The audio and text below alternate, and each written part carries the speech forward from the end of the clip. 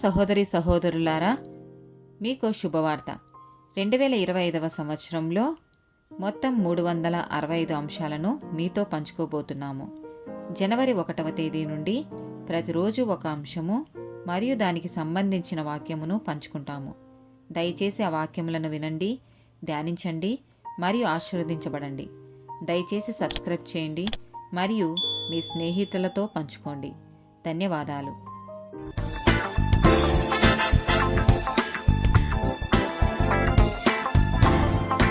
202nd day topic చివరి రోజులు. మత్తయి సువార్త 24వ అధ్యాయము 36వ వచనం. అయితే ఆ దినమును గూర్చియు ఆ గడియను గూర్చియు తండ్రి మాత్రమే ఎరుగును గాని ఏ మనుష్యుడైనను పరలోకమందలి దూతలైనను కుమారుడైనను ఎరుగరు. 2వ తిమోతికి రాసిన పత్రిక 3వ అధ్యాయము 1 నుండి 5 వచనాలు. అంత్య దినములలో అపాయకరమైన కాలములు వచ్చునని తెలుసుకొనుము.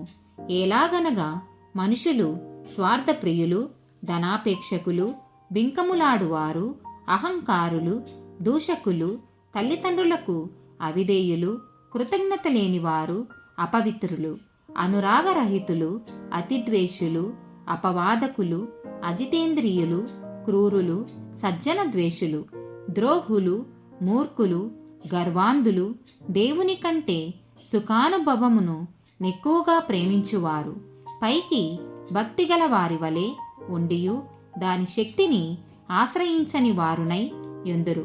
ఇట్టి వారికి విముఖుడవై ఉండుము. మత్తయి సువార్త 24వ అధ్యాయము 6 నుండి 8 వచనాలు. మరియు మీరు యుద్ధములను గూర్చియు యుద్ధ సమాచారములను గూర్చియు వినబోదురు. మీరు కలవరపడకుండా చూచుకొనుడి. ఇవి జరగవలసినవి గాని అంతము వెంటనే రాదు. జనము మీదికి జనమును, రాజ్యము మీదికి రాజ్యమును లేచును. అక్కడక్కడ కరువులను, భూకంపములను కలుగును. ఇవన్నీ వేదనలకు ప్రారంభము. 2వ పేతురు రాసిన పత్రిక 3వ అధ్యాయము 3-4 వచనాలు.